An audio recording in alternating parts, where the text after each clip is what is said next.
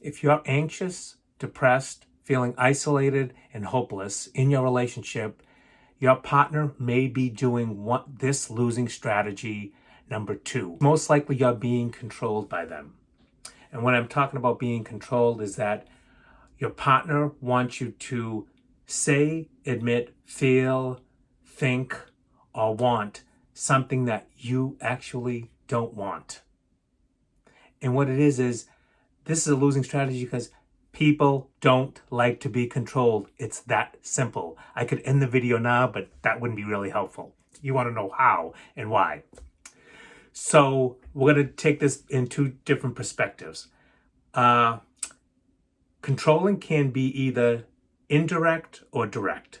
So let's take males, for instance. Most males typically will control in a direct, overt way. So they're direct in their controlling nature. And what they do is they're trying to control you because there's a sense of feeling of inferiority, judgment, abandonment. They were neglected as a child, or they were raised by a parent who had challenges. For females, their motives are quite similar. Felt abandoned, neglected, wasn't loved, didn't get enough attention. However, females do it in a different way, and theirs is more covert, manipulation, behind the scenes, and that typically comes out in passive aggressive and sarcasm. So males and females typically do it in their own ways, and vice versa. Some males can be passive aggressive and manipulating as well. Most people that control their partners are typically love dependent, I call them. And what love dependent is somebody that puts their sense of self-esteem in their partner's hands. It's like they put them on a pedestal and it says, as long as you love me as much as you can, I will feel loved. Why? Because they don't love themselves. And what the love-dependent partners are trying to do is they're typically trying to control their partner who is a love avoidant. Most of the relationships that I work with, there's a love dependent and a love avoidant. The love dependent pursues the love avoidant, and the more they pursue, the further the love avoidant runs. So the controller, their primary fear is abandonment, and which was something they felt in the past, maybe from childhood. And they resort to all sorts of tactics to control their own insecurities and not feeling loved by controlling every aspect of their partner's life. If you have a controlling partner and they are love dependent, you may hear the words like, you don't show me you love me, I don't feel loved, and then there may be ultimatums given that this relationship is over, I'm leaving you, we have to get a divorce. Most people that control are typically love dependent. They are trying to control a partner who is love avoidant. The more the love dependent pursues the love avoidant, the farther the love avoidant runs. And the ultimatums are attempts to getting you to come back into the relationship, to re-engage, to come from behind your love avoidant walls. So it's threats. I'm going to leave you if you don't come back here. You can't do that. You're not emotional. You're going to come back here. So there's always ultimatums. And that's controlling. Controlling leads to retaliation and payback. In relationships with the controlling partner, one person often seeks to influence or dominate various aspects of the other partner's life. Couples where one partner has a therapist and they want to be in the therapist's office with them. Can I come to your psychiatrist appointment? Can I come to your doctor's appointment? They constantly want to be engaged with them. We are tracking our kids with Life 360, so why not track our spouses? Bullshit. Nobody should be looking at anyone's phone, cell phone. Nobody should be being tracked on Life 360. That's all controlling, okay? That is boundaryless, it is not relational, and it should not be acceptable in a relationship. For those of you dating out there that are watching this, please take note. The big red flags mean something. If the big red flags, if the big red flag says, I am controlling, you need to stop and run the other way, unless you have a way of getting them into, a therapist or couples counseling to help them out, because they don't love themselves enough. In controlling, it can be really, really subtle, right? With behaviors that initially seem caring, like wanting to know where their partner is for safety reasons. Oh, I really need to know where you are for safety reasons. However, over time, these behaviors may escalate into a pattern of control where one partner makes decisions about how the other spends their time, who they interact with, or even what they wear.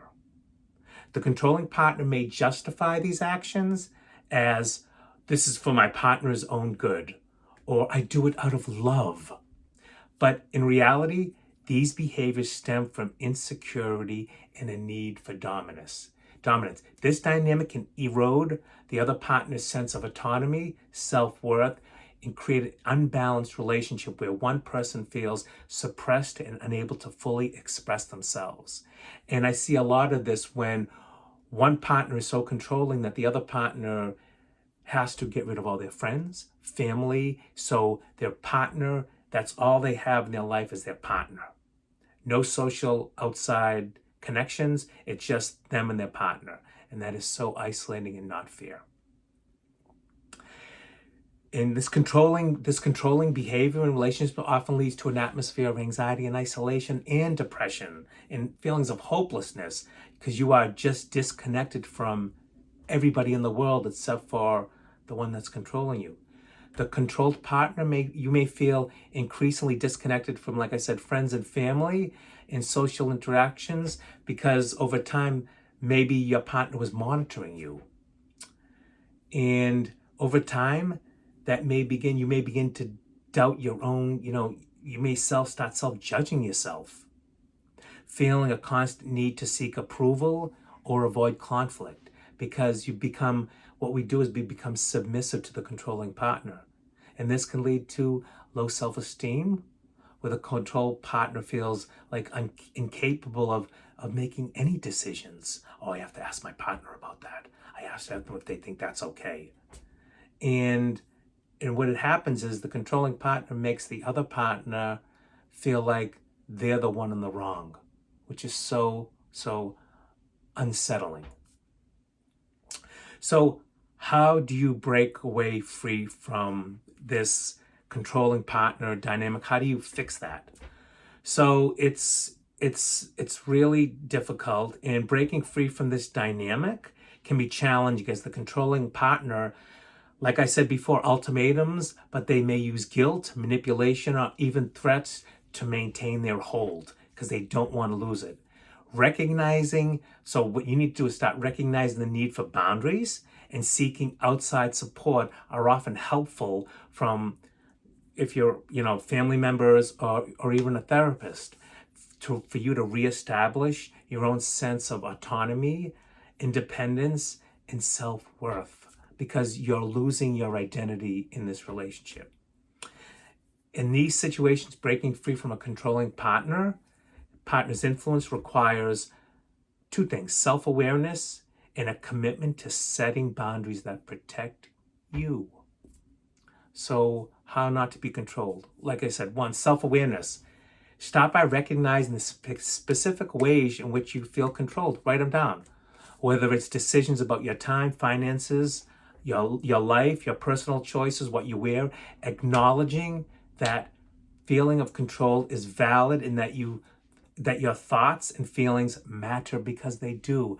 Gaining clarity about what behaviors are acceptable and unacceptable to you is essential and really, really important, as it will help you set and maintain boundaries confidently. Like, You don't need to be on Life 360, and nobody should be looking at your cell phone. Okay? And the last one is, once you set these boundaries, communicate them openly with assertive, be really assertive with your partner. Be firm but respectful, and avoid justifying or over explaining yourself. You don't need to explain yourself or over explain yourself, because this may, create additional conflict having to, explain yourself to them. If your partner reacts negatively, remember that healthy relationships are built on mutual respect and compromise, and having a controlling partner is not respectful. It's not relational. And then seek support from, reconnect with your family and your friends. Talk to your therapist. Reinforce your sense of self-worth and gain self-confidence. Sometimes controlling partners may be unwilling to change. And if your boundaries are continually being ignored or violated, it may be necessary to consider whether the relationship is going to work in the future, because this is your life, right? Embracing your independence and focusing on your own needs and refining your identity is crucial to you living the life that by your design. Okay, that's all I have.